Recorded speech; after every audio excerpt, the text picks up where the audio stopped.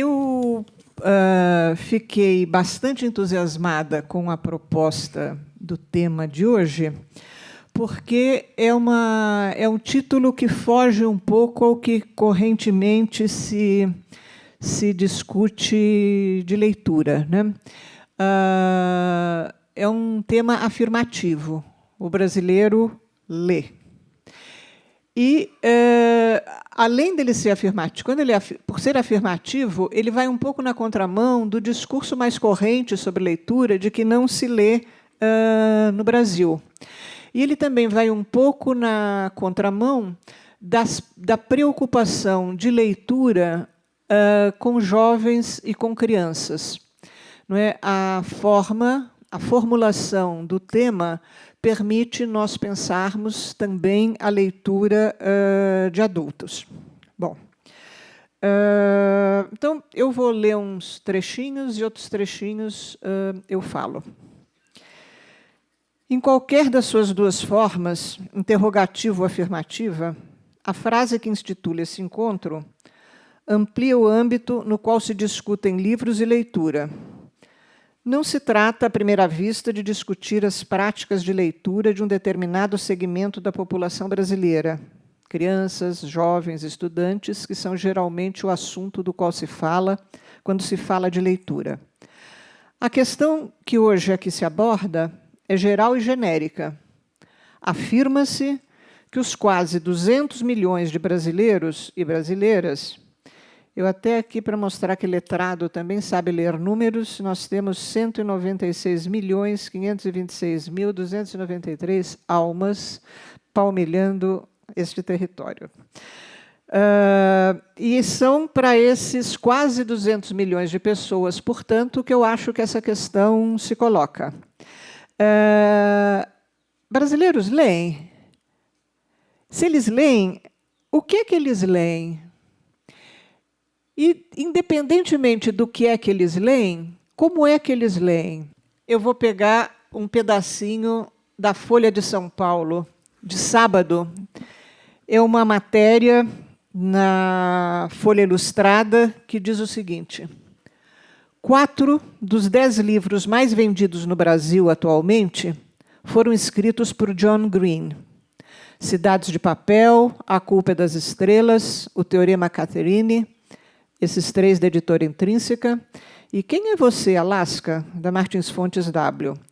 Esses livros somam 2 milhões de exemplares vendidos no Brasil, onde a tiragem inicial média de um livro é de 3.000 exemplares. A informação do jornal é sob medida para animar nossa discussão. Por um lado, ela nos tranquiliza, confirmando, sim, brasileiro lê. Ao menos 2 milhões de nossos compatriotas leem. Mas esse entusiasmo com essa generosa cifra de 2 milhões de exemplares vendidos no Brasil, essa generosa cifra recebe um banho de água fria ao mencionar a reduzida tiragem inicial da média de livros em nossa terra. 3.000 exemplares. Gente, 3.000 exemplares, a gente tem atualmente acesso a contrato de escritores brasileiros do século XIX, como Machado, Alencar, Macedo, enfim, vários. Machado de Assis, as tiragens dos livros dele eram de 3.000 exemplares. O Brasil de hoje continua a ter como leitorado previsto o mesmo número de leitores que tinha o Brasil do Machado de Assis. O que, sem dúvida, joga um pouco de água fria na ideia de que brasileiro lê. Então, vamos lá. Lemos ou não lemos? E agora a gente passa para os números. Sempre lembrando dos 196 milhões. Né? Então, eu tenho aqui dados relativos aos 3 últimos anos, dos quais há dados disponíveis. Literatura infantil e juvenil, e livros didáticos e paradidáticos. Eu estou escolhendo inicialmente essas categorias, porque essas categorias são as campeãs absolutas de venda no mercado. É o que mais vende livro no Brasil. Em primeiro lugar, é livro didático e paradidático. Em segundo lugar, juvenil e infantil. a distinção de um ou outro é muito tênue, então vamos considerar os dois juntos, né? É bom eu pensar que para aqueles 196 milhões de brasileiros habitantes deste território, existem 214 milhões de livros didáticos e paradidáticos, aos quais se somam 47 milhões de livros infantis e juvenis. Legal, porque dá mais de um exemplar por cabeça, né?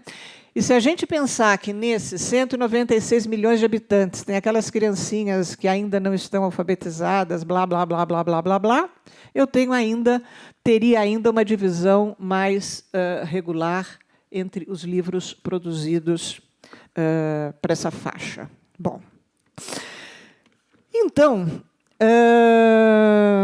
eu tenho agora um esforço da minha parte de homenagear meu velho professor de matemática, que é somar tiragens e títulos infantis juvenis mais didáticos. Então, eu tenho que infantis mais didáticos e paradidáticos, em 2010, dava 295 milhões. Em 2011, 313 milhões. Em 2012, baixa um pouco, 261 milhões. Mas vejam que eu continuo, como a gente já tinha visto, muito acima do número de habitantes do país. Agora, vejam a literatura chamada adulta. Vejam que eu tenho, contra 261 milhões de livros, 37 milhões de literatura adulta. Aquele otimismo talvez a gente tenha que restringi-lo um pouco. Bom, agora, eu penso, então, que esses 261 milhões de livros infantis didáticos e paradidáticos, eles são voltados, de alguma forma, para a população infantil e juvenil. E essa população, geralmente, se agrupa em escolas às quais chegam os livros didáticos, paradidáticos, infantis e juvenis. Então, vejam que interessante. Dados preliminares de 2012 dão uma população de 41 milhões de estudantes no Brasil. Isso são dados preliminares, os dados de 2011 estão fechados, e isso inclui estudantes matriculados na rede estadual, na rede municipal e na rede privada, o que torna um número bastante interessante se comparada com a tiragem dos infantis, didáticos e paradidáticos, né? Eu tenho 261 milhões de livros para 41 milhões de eventuais destinatários desses livros. Agora, eu vejo que daqueles 261 milhões de exemplares produzidos em 2012, 166 milhões foram comprados pelo governo, pelas várias instâncias do governo, governo federal, estadual e municipal. Aparentemente, o governo brasileiro é o maior comprador de livros do mundo, né? Não tem quem compre tanto livro assim. E é curioso, porque da outra ponta, da ponta de professor ou de alguém que, às vezes, trabalha para editoras, é muito interessante porque a maior parte das editoras está de olho nessa compra do governo. Então, não importa o que você vai escrever, você precisa escrever algo que corresponda a um edital do governo, algo que ajude o professor a desenvolver os temas transversais, etc., etc., etc. Então, é muito interessante eu pensar na importância econômica que esse número de compra, que essa compra do governo representa para o setor editorial brasileiro, e como, ao mesmo tempo, essa compra maciça do governo, ela meio que torna a chapa branca uma fração bastante significativa da literatura produzida com as vistas voltadas para a escola. O que eu estou chamando de literatura chapa branca é uma literatura que não contrarie nenhum dos grandes dogmas da educação contemporânea, né? Seguindo o jornal, vocês veem que, de vez em quando, há grupos que se insurgem contra um livro como o da Ângela Lago, que fala do diabo, que tem o tridente, os outros que se insurgem porque a tia Anastácia é maltratada no livro do Monteiro Lobato, outros que acham que celebrar a festa de São João é uma coisa que ofende certas denominações religiosas, o que é bastante perigoso, porque isto significa um patrulhamento de linguagem, um patrulhamento de cultura que não dá bons resultados. A história, aliás, tem nos mostrado que dá os piores resultados possíveis. E os números de que nós dispomos, eles parecem que apontam, talvez, um pouco para isso, né? Voltando aqui, então, ao a tiragem dos livros de adultos, né? Eu estou pensando nesses 37 milhões de exemplares, e estou pensando nos 5.873 títulos que são considerados literatura. E aí é uma coisa curiosa, porque as pesquisas de que nós dispomos, elas não dizem o que se entende por literatura. Então, esse número de livros considerados pela pesquisa como livros literários, não é que eu acho que precisa ter um diploma universitário para saber o que é literatura, mas precisa haver uma convenção qualquer social, aceita por todas as partes, que estabeleça o que é daquela produção gigantesca de livros do país que vai ser considerada literatura. Então, eu tentei imaginar quais seriam os gêneros que comporiam a categoria literatura. Então, eu fiquei pensando que a gente podia, aqui para nós, hoje, nessa terça-feira de tarde, considerar literatura, considerar gêneros literários, aquilo que a gente lê para se divertir, aquela leitura espontânea, que não foi a dona Mariazinha que mandou o menino ler, que você não leu para saber como é que cura enxaqueca, mas você lê porque você está a fim de se divertir, né? Então, eu imaginei que a gente podia pensar em biografias, contos e crônicas, livro-reportagem, romance, tradução, mas aí fica complicado, porque se claro que tradução, se grande quantidade da literatura que circula no Brasil é uma literatura traduzida, o item tradução da pesquisa pode recobrir livros técnicos, livros científicos, livros didáticos e, finalmente, poesia, a mais literária, talvez, indiscutivelmente, de todos esses gêneros. Só vai me interessar aqui a categoria biografia, porque vejam que eu tenho, em 2010, 985 mil, em 2011, 549 mil, e eu tenho, em 2012, 2.778.000. Vale a pena a gente pensar o que é que estaria levando a biografia a ter esse bope todo entre o público, né? Aí eu fui atrás de uma outra vertente para tentar entender isso, não é? Então, eu tentei ver o número de obras inscritas para o Prêmio Jabuti nas várias categorias que eu estabeleci como sendo categorias que lidam com literatura. Então, eu tenho ainda, eu estou trabalhando com o ano de 2012, né, vocês veem que a maior fração de inscrições é de livros infantis. A segunda maior é de romances, depois eu tenho conto e crônica, depois eu tenho poesia com 117, depois não chegam a 100 os outros gêneros, né? Então, vejam que eu começo a perceber que há certos caminhos pelos quais eu posso tentar entender de uma forma um pouco mais concreta e um pouco menos sujeita a opiniões pessoais de quem diz as coisas, não é? A situação efetiva de livros e de leitura no Brasil. Mas eu gosto muito dessa fotografia do Caio Guatelli, que seria um desses leitores que não aparecem nas estatísticas. Bom, essa bela fotografia de Caio Guatelli confirma o título desse encontro, não é? Será? Se brasileiro lê, se ele lê mesmo, por que as tiragens são tão mínimas dos novos livros? E por que a gente desempenha tão mal nas avaliações educacionais brasileiras? Será que os vultosos investimentos governamentais na compra de livros não resultam em uma população adulta com práticas de leitura pouco assíduas e pouco variadas? Quer dizer, parece que a gente só lê na escola, que sai da escola não precisa mais ler. E quando a gente frequenta a escola, a gente fica sabendo que também na escola não se lê, que esses livros vão para a escola, mas não necessariamente saem do caixote, não necessariamente saem da sala da senhora diretora, não necessariamente saem de algum lugar e não necessariamente chegam às mãos e aos olhos de leitura. Então, eu vou encerrar isto aqui com umas imagens que podem sugerir outros caminhos para a gente discutir livros e leitura. A primeira delas é de uma revista recentíssima, chiquetésima, Vogue Kids. É a revista de modas para crianças. Nesta revista de modas para crianças, tem um anúncio de um livro, que é Mary Poppins, né? Então, vejam, o que é que diz este anúncio da revista? O livro infantil é anunciado numa revista de moda. É um livro antigo, vem da Inglaterra, ele já é celebrado como obra-prima de literatura e já foi, inclusive, transposto para o cinema. Sucesso absoluto de bilheteria.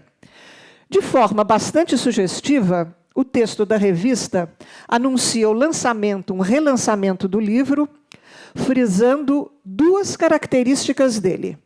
A primeira é uma característica com que todos nós concordaríamos, aplaudimos, parará, parará.